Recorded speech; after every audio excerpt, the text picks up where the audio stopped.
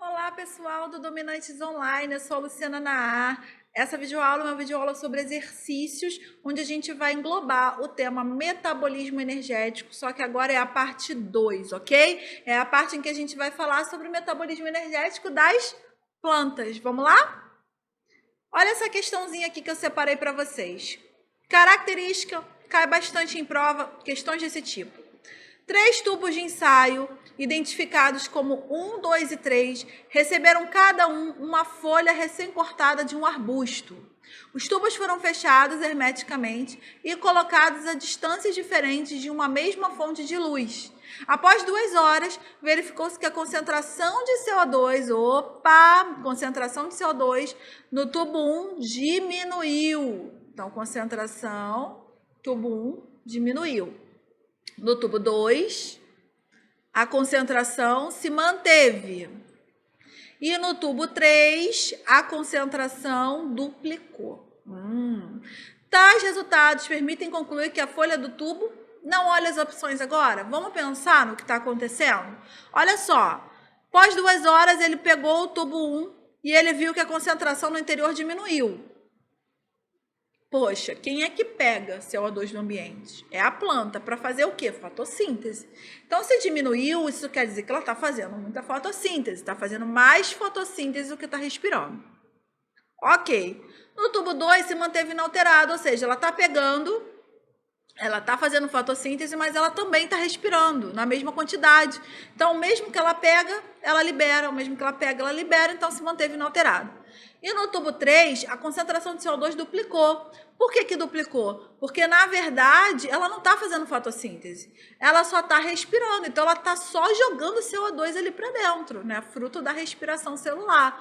Então, agora entendendo mais ou menos o que está acontecendo, vamos para as opções.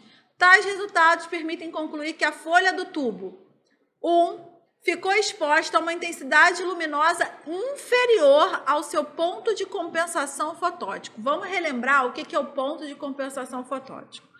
Lá na videoaula sobre fotossíntese, eu mostrei para vocês um gráfico que era mais ou menos assim, ó.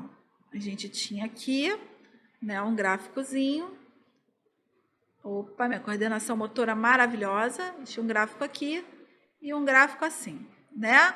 Aqui era a curva de respiração e aqui era a fotossíntese, tá? E aqui era a taxa de fotossíntese. Perfeito.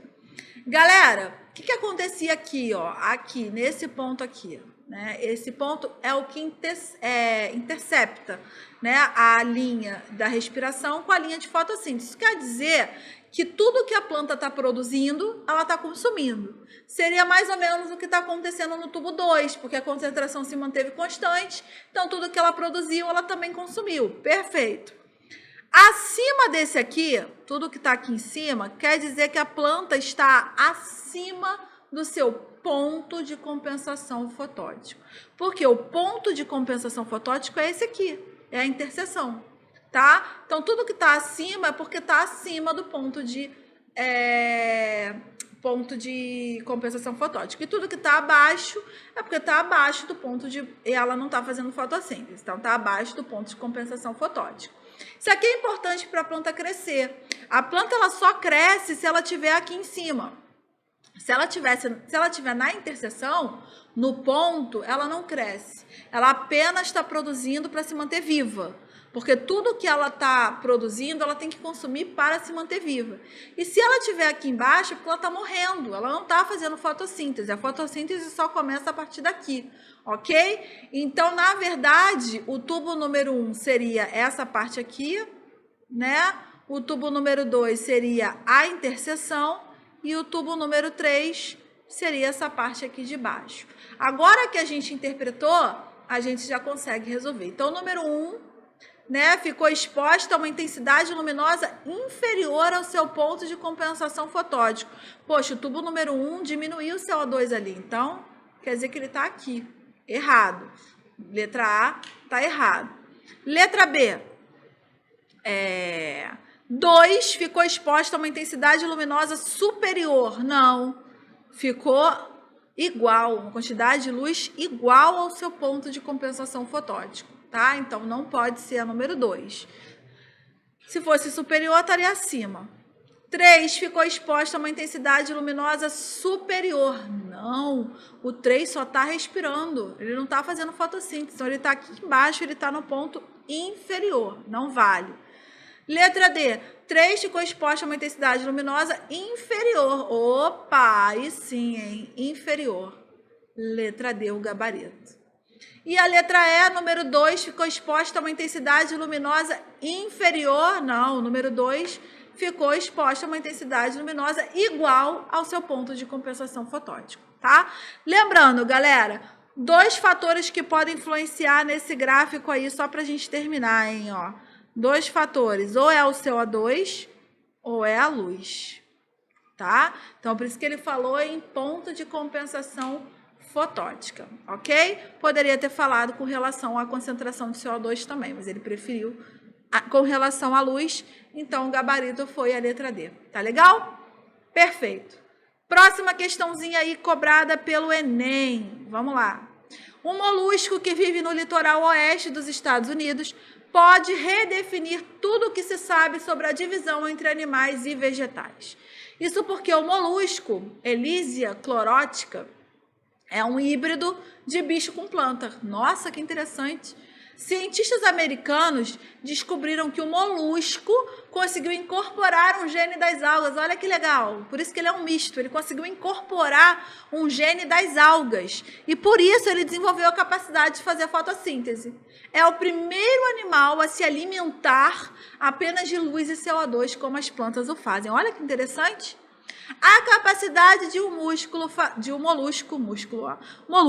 fazer fotossíntese deve estar associada ao fato de o gene incorporado permitir que ele passe a sintetizar o quê? Aí a gente vai ter que ir lá naquela nossa gavetinha e pensar, poxa, o que a planta tem, né, que permite ela realizar fotossíntese? Pô, ela tem uma organela chamada cloroplasto. Dentro dessa organela, ela tem clorofila. Então é por aí que eu vou, né? Então, de novo, a capacidade do molusco de fazer fotossíntese deve estar associada ao fato de o gene incorporado permitir que ele passe a sintetizar o quê? Clorofila, claro. E o que a clorofila faz? Ela utiliza a energia de carbono para produzir glicose. A energia do carbono que ela pega? Não, né? É a energia da luz, dos elétrons da luz. Então, não. Letra A estava quase certa, mas estragou. Letra B, citocromo, que utiliza a energia da água para formar oxigênio. Não, que citocromo? É clorofila. Clorofila, que doa elétrons para converter gás carbônico em oxigênio. Galera, se vocês ainda pensam que o gás carbônico é convertido em oxigênio, precisa voltar na aula de fotossíntese e reassistir aquela videoaula. Galera, o oxigênio ele vem da molécula de água, ele não vem do CO2. Então, nada de marcar a letra C, tá erradíssima, ok? Citocromo a gente já viu que não é, então só pode ser a letra E. Só pode ser a letra E. Clorofila, ok, que transfere, agora sim, a energia da luz para os compostos orgânicos. Tá linda a letra E, gabarito dessa questão, letra E, ok? Para finalizar, mais umazinha aí de fotossíntese, metabolismo energético das plantas. O processo fotossintético ocorre em 2 etapas. Tem a fase clara e a fase escura. Nas angiospermas, a fotossíntese ocorre no 2 cloroplastos. Perfeito. O cloroplasto é a organela onde faz a fotossíntese. Vamos lá. Tilacoide, né, e estroma. São as partes aí do cloroplasto. Perfeito. Número 1 são os tilacoides. Número 2 é o estroma.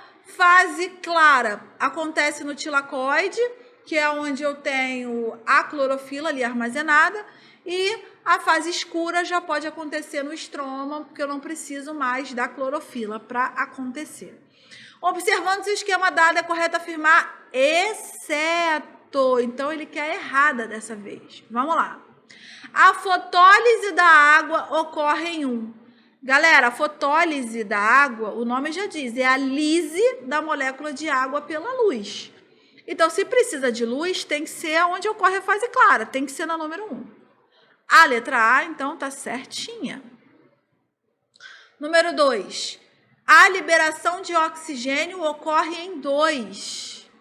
Opa, eu falei para vocês o quê? Falei para vocês que o que é a fotólise da água? Deixa eu escrever aqui bonitinho, peraí. Fotólise da água é quebrou a água em 2H+, mais o oxigênio, né?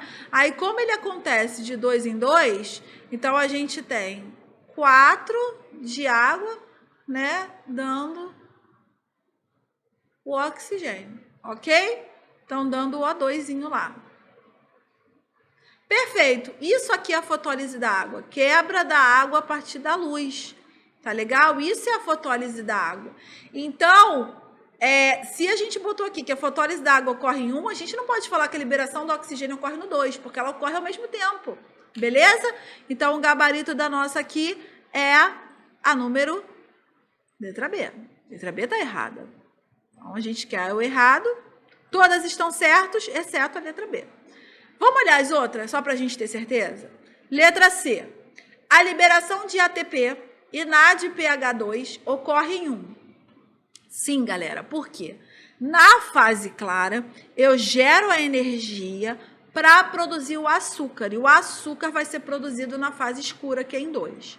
Então, realmente, o ATP e o NADPH, que são as moléculas que geram energia, que guardam a energia, eles realmente têm que ser produzidos lá, na fase 1, né? Na fase clara. Então, a letra C, certinha. E letra D, a utilização de água e de CO2 ocorre respectivamente em 1, água em 1, ok. CO2 em 2, acabei de falar, né, que o açúcar, ele é formado na fase escura, então é no 2. O CO2 só é utilizado na hora que eu vou formar o açúcar, então perfeito. Letra D também tá bonitinha, tá certinha, então realmente meu gabarito só podia ser a letra B, tá legal? Essa questão é um pouquinho diferente das outras. Vocês podem ver que as outras questões, elas falam muito de ponto de compensação fotótico, né, o que a planta precisa para crescer, clorofila. Aqui não. Aqui é uma questão mais conceitual mesmo, mostrando quais são os passos a passo da fotossíntese, tá? Então, foram 3 questõezinhas aí bastante diferentes umas das outras, só para a gente ter uma ideia de como que isso é cobrado em prova. Galera, até uma próxima videoaula. Bons estudos!